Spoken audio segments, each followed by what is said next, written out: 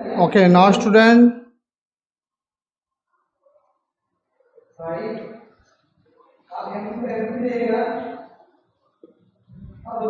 ठीक है, तो हम लोग क्या करेंगे अभी चैप्टर 4 करेंगे। ठीक है, चैप्टर 4 करेंगे mole concept, very important chapter जिसमें मैक्सिमम न्यूमेरिकल्स बेस्ड है। तो ये चैप्टर में अगर अच्छे से कॉन्सेप्ट को नहीं समझेंगे तो फिर आपको आगे भी समझ में नहीं आएगा, राइट। इसलिए इस चैप्टर को अच्छे से ध्यान से देखिएगा, अच्छे से ध्यान से पढ़िएगा, राइट। तो हम लोग स्टार्ट करेंगे आज जो है वो मोल कॉन्सेप्ट। मोल कॉन्सेप्ट मतलब क्या हो गया, इसमें सबसे पहले हमें पढ़ना है मोल। मोल क्या होता है आप लोग को बता दूँ, सब चीज़ का जो होता है मेज़रमेंट होता है। जैसे एटम हो गया, सब क्या था, मॉलिक्यूल्स होता है, मोल्स होता है। इसमें हम लोग पढ़ेंगे Boyle's law, Charles law, Avogadro law, इस तरह से पढ़ेंगे। तो चलिए हम लोग ये चैप्टर में शुरू करते हैं। ठीक है, ये चैप्टर में शुरू करते हैं। सबसे पहले मैं आपको बताना चाहता हूँ बॉयल्स लॉ। ठीक है, लिखते जाइए Boyle's law. What is Boyle's law? Boyle's एक साइंटिस्ट का नाम है जिन्होंने एक लॉ दिया। क्या दिया? The volume of a given mass of dry gas is inversely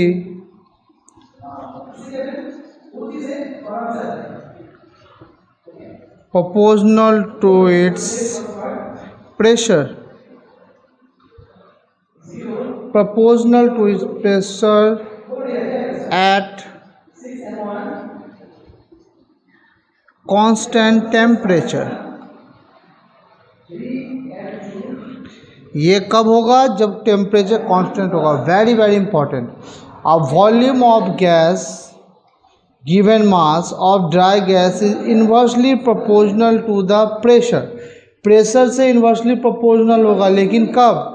यानी वॉल्यूम जो है इन्वर्सली प्रोपोर्शनल टू प्रेशर। ये हो गया बॉयल्स लॉ, लेकिन कब? जब टेम्परेचर कांस्टेंट। ये मैंडेटरी है, टेम्परेचर कांस्टेंट होना ही चाहिए, ये ज़रूरी है। टेम्परेचर अगर कांस्टेंट नहीं होगा तो ये काम आपका नहीं करेगा। टेम्परेचर अगर कांस्टेंट नहीं होगा तो ये काम आपका नहीं करेगा, ये रूल फॉलो नहीं होगा। टेम्परेचर जब कांस्टेंट होगा और तब अगर वॉल्यूम इन्वर्सली प्रोपोर्शनल प्रेशर के, ये हो गया आपका Boyle's law, right. Boyle's law क्या है? At constant temperature volume is inversely proportional to pressure. ठीक है, ये हो गया बॉयल्स लॉ। अब एक और होता है चार्ल्स लॉ। चार्ल्स लॉ क्या होता है, चलिए उसके बारे में हम लोग देखते हैं। चार्ल्स, ये भी एक साइंटिस्ट का ही नाम है।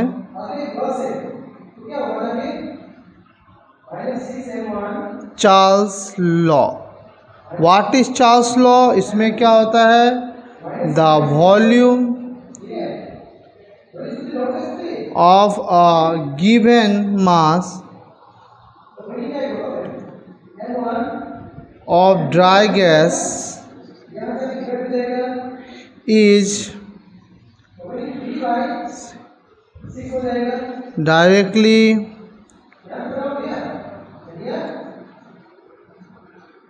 proportional to its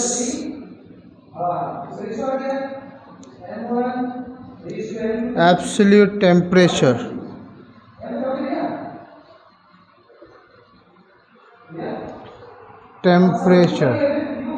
ठीक है, the volume of a given mass of dry gas is directly proportional to the absolute temperature, लेकिन कब? at constant pressure। यानी कहे तो चार्ल्स लॉ में प्रेशर कांस्टेंट होता है और बॉयल्स लॉ में टेम्परेचर कांस्टेंट। यानी चार्ल्स लॉ क्या बोल रहा है कि volume is directly proportional to temperature, but क्या है, प्रेशर हो जाएगा कांस्टेंट। सिंपल सा फंडा है, सिंपल बोला गया है ये कि volume is directly proportional to temperature when pressure is equal to constant. Charles law ये बोलता है the volume of given mass of dry gas is directly proportional to is absolute temperature, जब प्रेशर कांस्टेंट हो। ठीक है, यहाँ पे कुछ कुछ जो लॉ है वो मैं आपको बता दे रहा हूँ, जो आप यहाँ पे इसमें इम्पॉर्टेंट है, राइट। जिसमें से फार्मूला इम्पॉर्टेंट है उसमें से फार्मूला बताऊँगा, और जिसमें पूरा का पूरा कंसेप्ट करवाना है वो भी बताऊँगा। तो चलिए नेक्स्ट आते हैं हम लोग गैस इक्वेशंस पे। नेक्स्ट हम लोग आते हैं गैस इक्वेशंस पे। ठीक है, क्या होता है gas equations?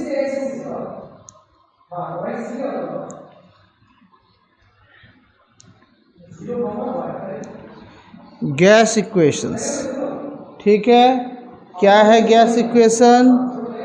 P V by T is equal to constant, P V by T is equal to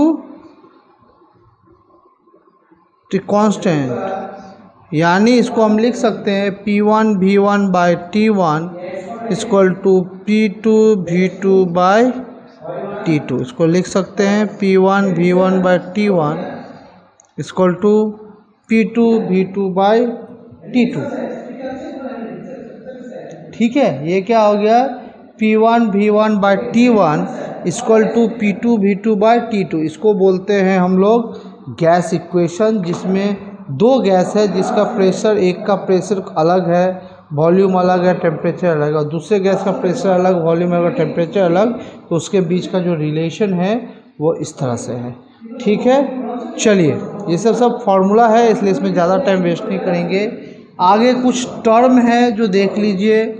standard temperature क्या होता है? टेम्परेचर क्या होता है? स्टैंडर्ड टेम्परेचर 0 डिग्री सेंटीग्रेड, या बोल सकते हैं 273 केल्विन। स्टैंडर्ड टेम्परेचर प्रेशर क्या होता है? 0 डिग्री सेंटीग्रेड, या बोल सकते हैं 273 केल्विन। स्टैंडर्ड टेम्परेचर क्या होता है? डिग्री सेंटीग्रेड में 0 और केल्विन में 273। अब स्टैंडर्ड प्रेशर देखिए, ये सब इसका जब न्यूमेरिकल्स होगा तो ये सब काम देगा। स्टैंडर्ड प्रेशर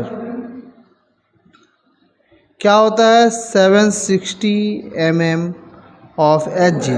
प्रेशर जो है मर्क्यूरी में नापा जाता है Hg में, इसलिए mm ऑफ Hg। अगर इसको सेंटीमीटर में लिखेंगे तो 76 सेंटीमीटर ऑफ Hg। अगर इसको एटमॉस्फेयर में लिखेंगे तो 1 एटमॉस्फेरिक प्रेशर, जिसको ATP बोलते हैं हम लोग, एटमॉस्फेरिक टेम्परेचर प्रेशर। ठीक है, या डायरेक्ट लिखिए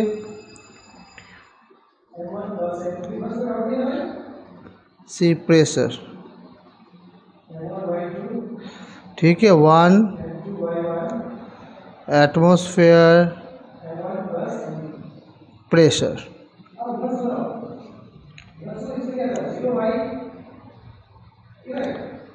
वन एटमॉस्फेयर पे 760 m ऑफ Hg, या इसको बोल सकते हैं 76 सेंटीमीटर ऑफ Hg, या बोल सकते हैं इसको 1 एटमॉस्फेयर प्रेशर। ठीक है, इसको इस तरह से आप करवा सकते हैं। ठीक है, तो ये सब कुछ कुछ लॉ है, जो कुछ रूल्स है जो आपको इसमें करना पड़ेगा, जो न्यूमेरिकल्स के लिए काम देता है। ठीक है, चलिए अब आगे करते हैं हम लोग। ओके, आप वॉल्यूम का भी देख लीजिए, स्टैंडर्ड वॉल्यूम। ठीक है ना, वॉल्यूम का भी देख लेते हैं। वॉल्यूम क्या? 1 लीटर इक्वल टू लिख सकते हैं 1 डी मीटर क्यूब, या इसको बोल सकते हैं 1000 सेंटीमीटर क्यूब, या इसी को बोल सकते हैं 1000 ml। ठीक है, 1 लीटर, या इसको बोल सकते हैं 1 डिमीटर क्यूब, या बोल सकते हैं 1000 सेंटीमीटर क्यूब, या बोल सकते हैं 1000 ml। ठीक है, तो इसको हम लोग इस तरह से भी बोल सकते हैं। चलिए आगे करते हैं। चलिए अब हम लोग पढ़ते हैं गै-लुसेक लॉ। गै-लुसेक लॉ जिसे बोलते हैं law of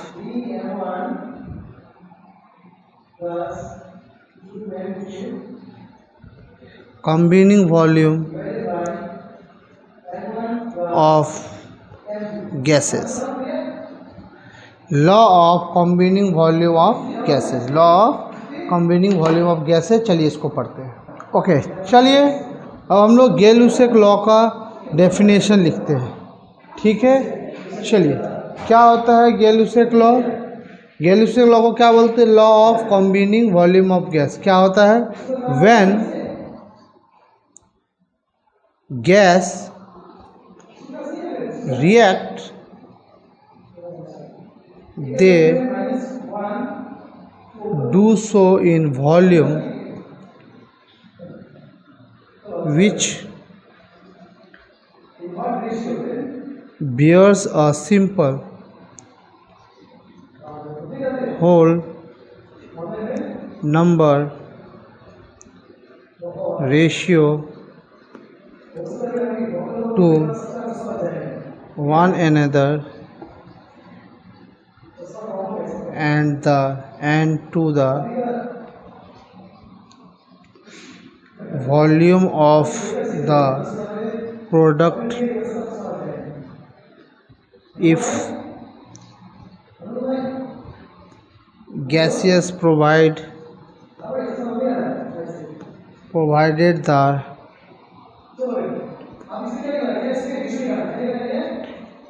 temperature and pressure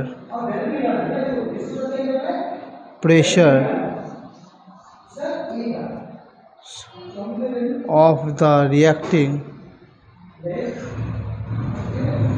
gases and their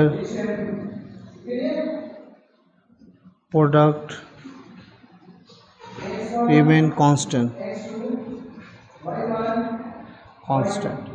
ठीक है, ये डेफिनेशन क्या है? When gas react they do so the volume with bear a simple whole number ratio to one another and the volume of the product if gases provide the temperature and pressure of the reacting gas and their product remain constant। यानी उसके product जो होते हैं वो remain constant है, यानी कितना volume और गैस रिएक्टेंट से कितना वॉल्यूम ऑफ प्रोडक्ट बनता है उसका जो रेशियो वॉल्यूम में निकालते हैं गै-लुक से। मैं आपको न्यूमेरिकल्स बताऊंगा तो और क्लियर हो जाएगा। ठीक है, चलिए पहले इसका एग्जांपल देख लेते हैं, फिर मैं कुछ न्यूमेरिकल्स बताऊंगा इसका तो समझ में आएगा। एग्जांपल देख लीजिए, जैसे मान लीजिए H2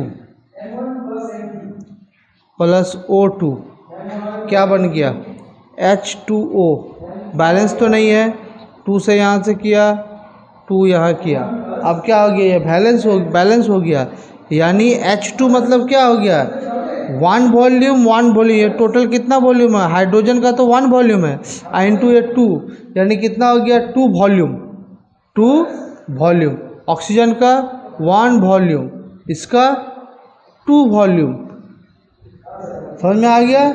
यानी 2 volume of hydrogen and 1 volume of oxygen से 2 वॉल्यूम ऑफ वाटर बना।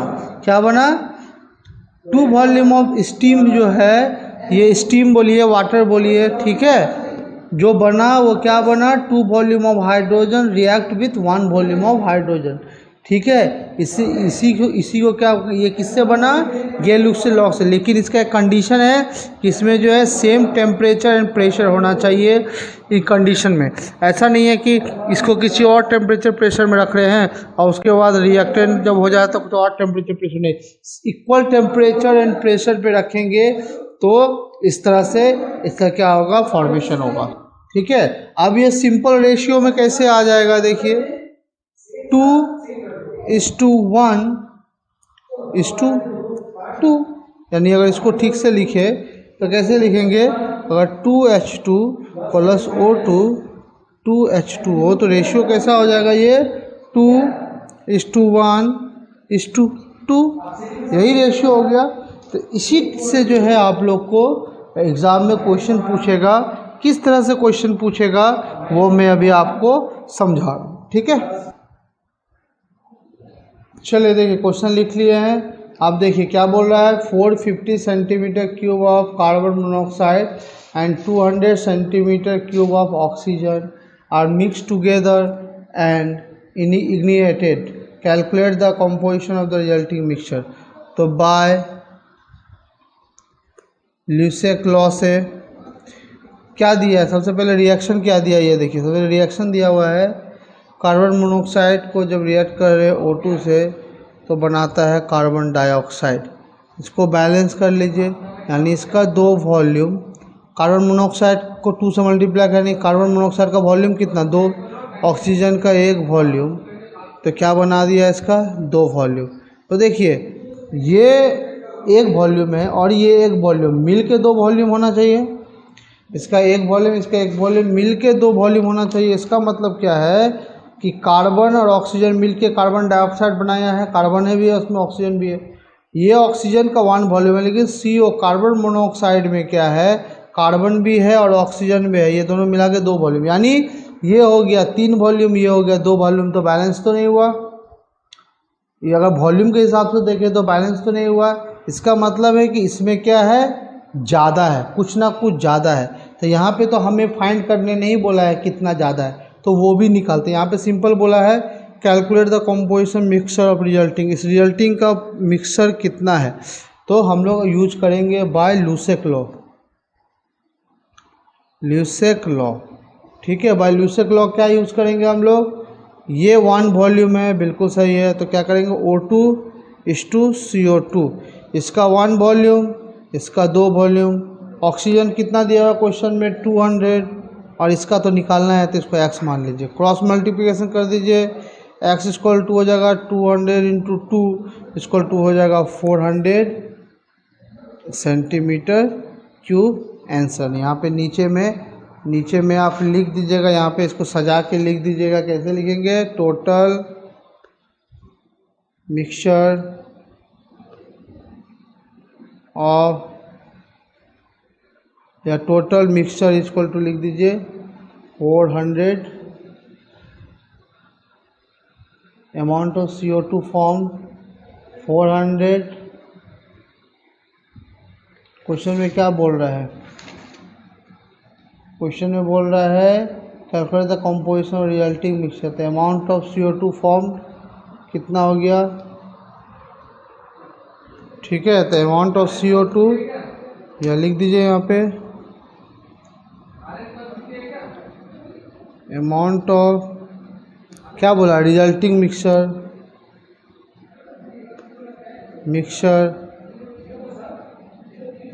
400, amount of resulting mixture 400 centimetre cube. तो रिजल्टिंग मिक्सचर हमारा क्या बना, CO2 कार्बन डाइऑक्साइड, तो ये कितना निकल गया 400 सेंटीमीटर क्यूब, ठीक है।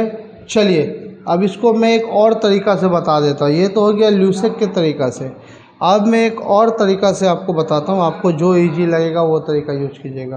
अब देखिए अगर मिक्सचर निकालने बोल रहा है तो अब मैंने बताया ना, ये 2 वॉल्यूम और ये 1 वॉल्यूम, ये 2 वॉल्यूम और ये 1 वॉल्यूम मिलके 3 वॉल्यूम बनाना चाहिए।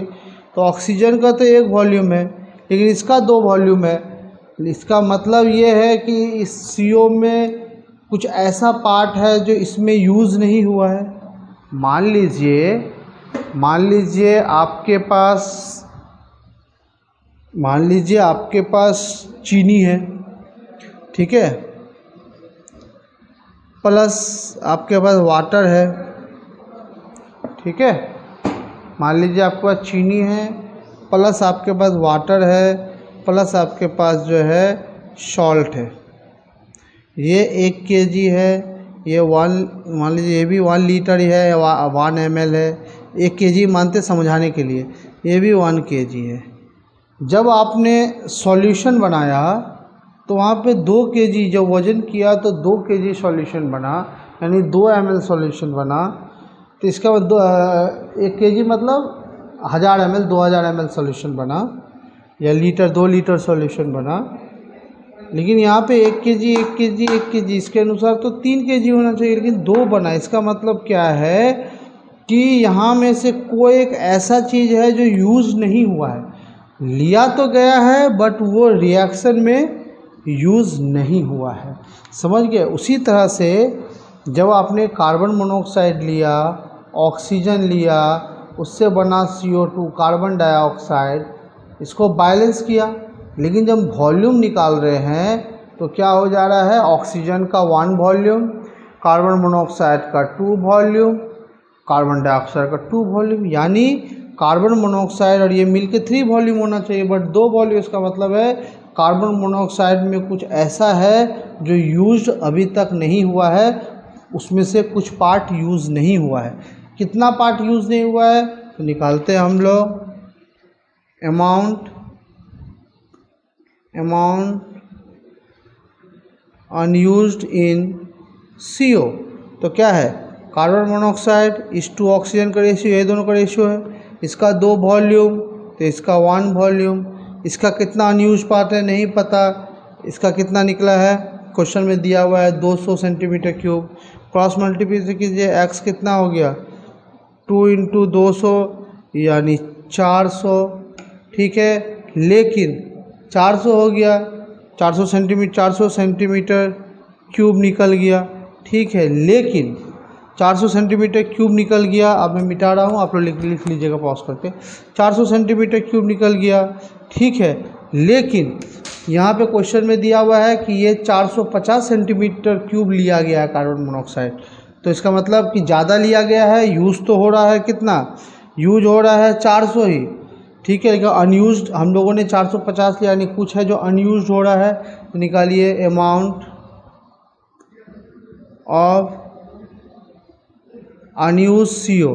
तो पहले दिया हुआ है 450, 450, अभी निकला है 400, यानी 50 सेंटीमीटर क्यूब जो है अमाउंट ऑफ इसमें ज़्यादा है जो अनयूज्ड हो रहा है, मतलब वो यूज़ में नहीं आ रहा है। तो इसका मतलब क्या हो गया, जो यूज़ में आ रहा है इसका मतलब क्या हो गया कि CO2 जो फॉर्म्ड होगा वो कितना होगा 400 सेंटीमीटर क्यूब होगा। CO2 जो फॉर्म होगा वो क्या होगा 400 सेंटीमीटर क्यूब होगा, जो निकला है। क्योंकि यहाँ पे 450 दिया है, इसका मतलब 50 ज़्यादा दिया हुआ है, क्योंकि कार्बन मोनोऑक्साइड में ही ज़्यादा दिया हुआ है ना। 1 और 1 मिलकर 2 बनता है, ये तो 1 अपना सही है, लेकिन ये तो 2 है, ज़्यादा है, इसमें कुछ पार्ट जो अनयूज्ड है, इसलिए वो निकाल दे। एक ये तरीका है और एक मैंने गेलुसेक लॉ से बताया, वो सिंपल तरीका है। तो आप उस तरीका से बनाइए, आराम से बन जाएगा, किसी तरह का कोई प्रॉब्लम नहीं होगा, ठीक है। तो आप लोग देखिए, इसका एक और न्यूमेरिकल्स में बताता हूँ, उसको भी देख लीजिए तो समझ में आ जाएगा। क्वेश्चन लिख लीजिए, जहाँ पे डाउट होगा तो आप लोग पूछिएगा, अगर नहीं पूछेंगे तो मुझे पता नहीं चलेगा आपका क्या डाउट है, ठीक है। तो आपको जो है आपका डाउट को आपको पूछना पड़ेगा, ठीक है। चलिए क्वेश्चन नंबर 2 देखते हैं। 1 volume of nitrogen combines with 1 volume of oxygen to form 2 volume of nitric oxide. Calculate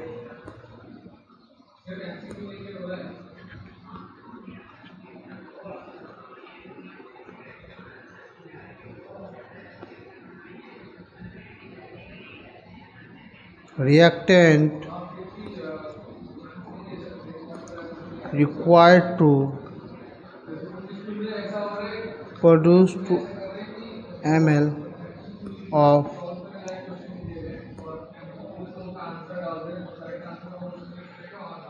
nitric oxide, ठीक है। क्वेश्चन देखिए, 1 volume of nitrogen combines with 1 volume of oxygen to form 2 volume of nitric oxide. Calculate the amount of each reactant required to produce 250 ml of nitric oxide.